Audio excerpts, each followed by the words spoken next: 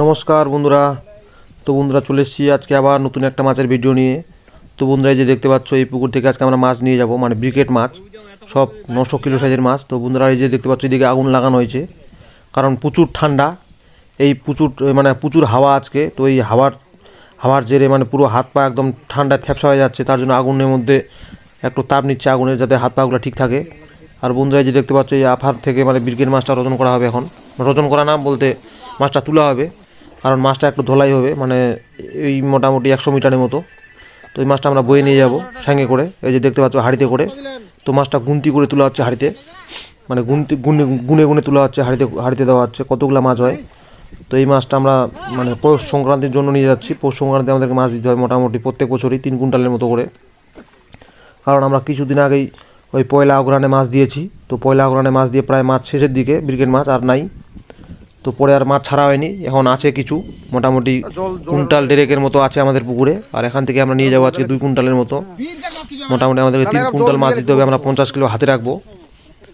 তো এই মাছটা নিয়ে যাব, কারণ আমাদের 3 কুইন্টালের মতো মাছ দিতে হয় পৌষ সংক্রান্তির সময়।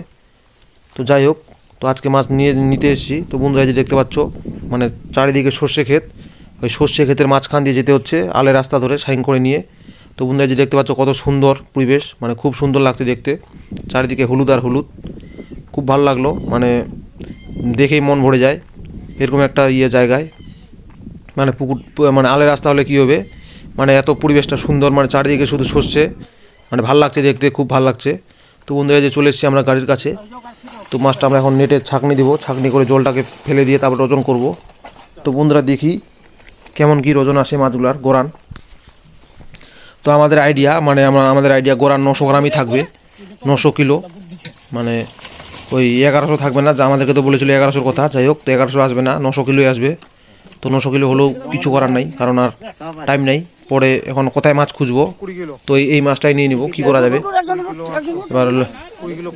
আমাদের মানে কথা বলা আছে যে বছরে মোটামুটি 1 কিলো সাইজের ব্রিকেট মাছ দেওয়ার কথা আছে। তো 900 গ্রাম দিলেও অসুবিধা হবে না, 100 গ্রামের জন্য হেরফের হতেই পারে। তো বন্ধুরা যে দেখতে পাচ্ছ এটা মাছটা এখন গাড়িতে ঢালা হচ্ছে ওজন করে। মাছের সাইজগুলো মোটামুটি ভালোই আছে, খারাপ না, বড়ই হবে, মোটামুটি 900 থাকবে, 900 প্লাস। আর এই যে দেখতে পাচ্ছ বন্ধুরা গাড়িতে ব্রিকেট মাছ, দেখো কত বড় বড় ব্রিকেট, মানে বড় সাইজের সব, দেখতেই পাচ্ছ। তো এই মাছটা আমরা নিয়ে যাব আমাদের পুকুরে, আজকে নিয়ে গিয়ে আমরা ছাড়বো। এবার মোটামুটি 4 দিন পর আবার জাল করে পৌষ সংক্রান্তিতে মাছ দিব। তো বন্ধুরা যে দেখতে পাচ্ছ মানে হাঁড়িতে করে মাছটা নিয়ে যাওয়া হচ্ছে। তো আমরা আজকে এই মাছটা মোটামুটি 2 কুইন্টালের মতো নিয়ে যাব, 2 কুইন্টাল। তো দেখি এখন কতগুলা কী মাছ আছে হাঁপাতে, কতগুলা ধরা আছে, মানে আমরা 2 কুইন্টালের বেশি নিব না, ওই জন্যই ছোটো গাড়ি নিয়ে এসেছি, মানে ভুটভুটি নিয়ে এসেছি। মানে 4-5 কুইন্টাল মাছ নিয়ে গেলে পিক আপ নিয়ে আসতাম, কারণ এই পিক আপে মোটামুটি 3-3.5 কুইন্টাল 4 কুইন্টাল মাছ চলে যায় কম বেশি করে। ওই 5 কুইন্টাল গেলে একটু টাফ হয়ে যায়, মানে ঘন হয়ে যায়। মার্কেটে হলে ব্যাপারটা আলাদা, এটা পুকুরে ছাড়ার মাছ, নাহলে মরে গেলে আবার বেকার হয়ে যাবে, উল্টা ঘাটতি।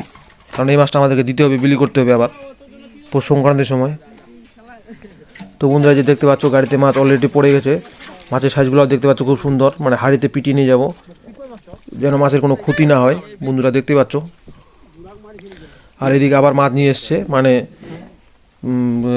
রানিং চলছে কাজ রেগুলার, মানে ওই দিক থেকে মাছ নিয়ে আসছে, এই দিক থেকে মাছ ঢালা হচ্ছে, দেখতেই পাচ্ছ। এই যে ব্রিকেট মাছ, মানে অনেকটা করে জল করে নিয়ে আসছে মাছটা, কারণ রাস্তাটা দূরে, মাছের জন্য কোনো ক্ষতি না হয়। ঠান্ডার দিন এমনিতেই একটু ক্ষতি হলে, মাছ একটু দাগ লেগে গেলে মাছটা পরে পুকুরে মরে যেতে পারে। আর ঠান্ডার দিন মাছ মরে গেলে বোঝা যায় না, মানে মরে বসে যায়, মোটামুটি 5-6 দিন পর মাছ ভেসে ওঠে পুকুরে, মাছটা পচে তারপর। তো ওই জন্যই মানে ঠান্ডার দিনে একটু খুব রিস্ক। তো ওই জন্যই বন্ধুরা মানে আমরা বলেছি জলটা বেশি করে দিতে হাঁড়িতে। সে একটু মাছটা বয়ে নিয়ে আসতে কষ্ট হবে, কিন্তু জল করে নিয়ে আসলে মাছটা ভালো থাকে, মানে একটু দাগ লাগে না। আর ব্রিকেট মাছ অত চাপ নাই, রুই মিরিকগুলো একটু অসুবিধা ছিল, রুই মিরিক তো এই এত দূর থেকে ঠান্ডার দিনে নিয়ে আসাই মুশকিল, মানে পুকুরে ছাড়াই রিস্ক, কারণ টিকানো মুশকিল।